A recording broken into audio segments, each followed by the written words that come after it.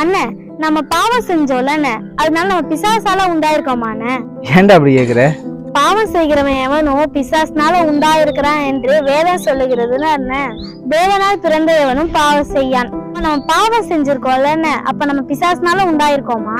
நாம தேவனை அறியாமல் இருந்த காலங்கள்ல தேவன் நம்முடைய காணாதவர் போல இருந்தான்னு வேதம் சொல்லுது.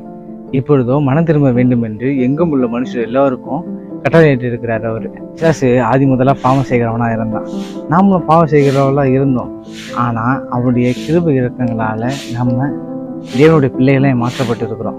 நம்பிக்கை வைத்திருக்கிற எவனும் அவன் சுத்தமுள்ளவரா இருக்கிறது போல தண்ணியும் எந்த பாவத்துக்கும் கரைப்படுத்தி கொள்ளாம சுத்திகரித்துக் கொள்ளுவான். இதனால தேவனுடைய பிள்ளைகள் என்ன என்றும் பிசாசனுடைய பிள்ளைகள் என்ன என்றும் நம்ம தெரிஞ்சுக்கொள்ளலாம். நீ உன்னை சுத்திகரிச்சு கொண்டியா? ஆமாண்ணே, நானும் சுத்திகரிக்கப்பட்டேன். அப்போ நீ ஏசப்பா பிள்ளைதான்டா.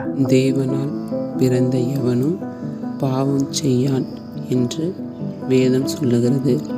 ஏனெனில் அவருடைய வித்து அவனுக்குள் தரித்திருக்கிறது.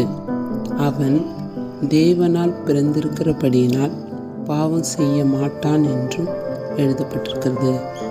இதனால் தேவனுடைய பிள்ளைகள் இன்னார் என்றும் பிசாசின் பிள்ளைகள் இன்னார் என்றும் தெளிவுபடும்.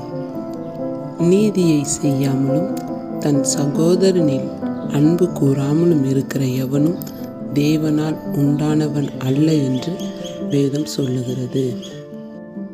ஆமென்.